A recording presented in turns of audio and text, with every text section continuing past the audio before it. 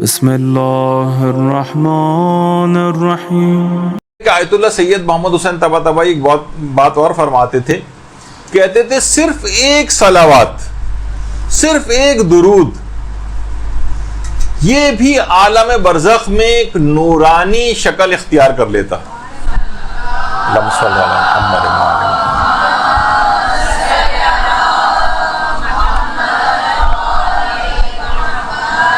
یہی وجہ کہ پیغمبر فرماتے تھے جو ایک مرتبہ مجھ پر درود بھیجے گا، خدا روز قیامت اس کے اوپر نیچے دائیں بائیں ہر طرف سے یہ نور اس کو گھیر لے گا اور اس کو نورانی بنا دے گا۔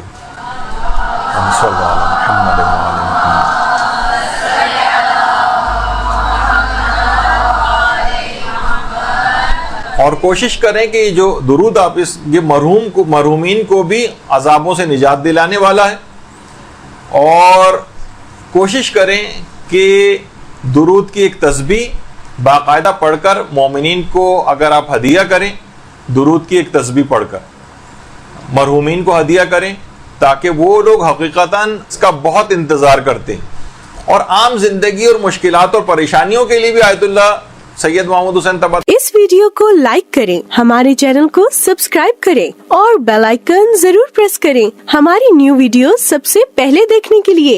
فرماتے تھے کہ جب بھی مشکلات اور پریشانیوں میں گرفتار ہو جاؤ تو درود کا ایک سیلاب روانہ کرو، وہ سیلاب اس طرح سے ہوگا کہ تمام تمہاری مشکلات اور پریشانیوں کو بہا کر لے جائے گا۔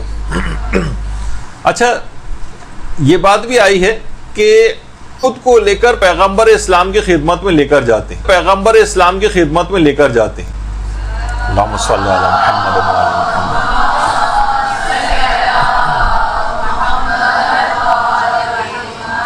تو پیغمبر اسلام کی خدمت میں جب فرشتے پہنچیں گے اور آپ کا نام لے کر بتائیں گے کہ اے آقا، آپ کی فلاں امتی نے آپ کو درود کا یہ تحفہ ہدیہ کیا ہے، تو کتنی خوش نصیبی کی بات ہوگی کہ ہمارا ذکر، ہمارا نام پیغمبر اسلام کی محفل میں لیا جائے، ہمارا نام ان کی سماعتوں سے ٹکرائے، تو وہ کریم اس ہدیے کو پا کر نہ جانے کیا کیا کچھ عطا فرما دیں گے۔ تو ایک تسبیح چہاردہ معصومین علیہ السلام کی خدمت میں ان کو بھی شامل کر لیں اور ان کی خدمت روانہ کریں۔ ایک عالم کو باقاعدہ کسی نے خواب میں دیکھا تھا جو بہت ہی خوش اور مطمئن نظر آ رہے تھے، بہت خوش اور مطمئن۔ ان سے پوچھا کہ آپ کے ساتھ کیا ہوا، یعنی پروردگار نے آپ کے ساتھ مرنے کے بعد کیا سلوک کیا؟ کہا کہ ایک عمل کی وجہ سے میری بڑی آسانی کے ساتھ بخشش ہو گئی، وہ یہ کہ جب بھی میں کوئی کتاب لکھتا تھا تو اس میں جہاں پیغمبر اسلام کا نام آتا تھا وہاں ان کے نام اسم گرامی کے ساتھ میں پورا درود اپنے ہاتھ سے لکھا کرتا تھا، اس عمل کی وجہ سے۔ اللہم صلی علی محمد و علی محمد۔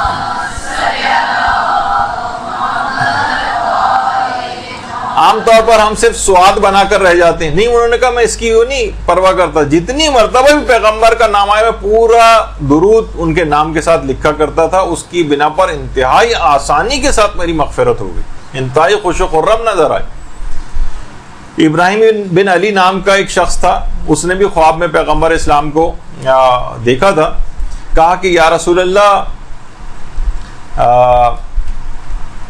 میں آپ سے شفاعت کا خواستگار ہوں۔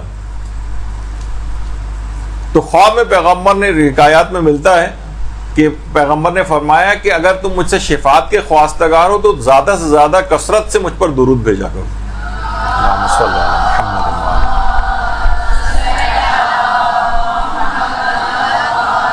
محمد۔ جیسے بہت سی روایات میں ملتا ہے کہ حضرت ابو ذر غفاری کے متعلق کہ جبریل ایک دفعہ پیغمبر اسلام کی خدمت میں آئے اور اسی وقت مسجد میں حضرت ابو ذر داخل ہو رہے تھے، کہا یا رسول اللہ، یہ ابو ذر۔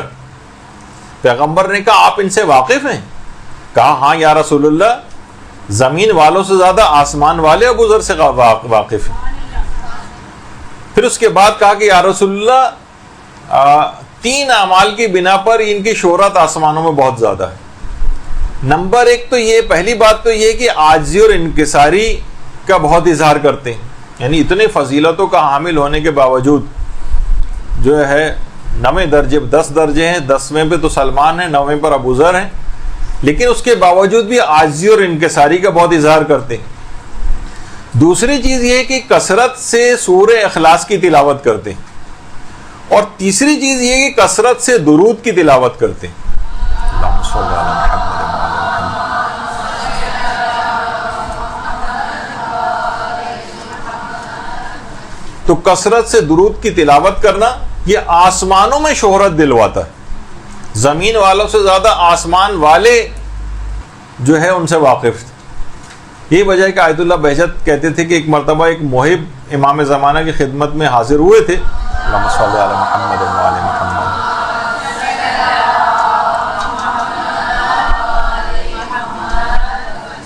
تو فرماتے ہیں کہ حضرت حجت نے ان سے خود تاکید کی تھی کہ جب بھی تم درود پڑھا کرو تو وہ عجل فرجہم کا اضافہ کیا کرو، درود بھیجیے محمد وعلی محمد صلی اللہ علیہ وسلم۔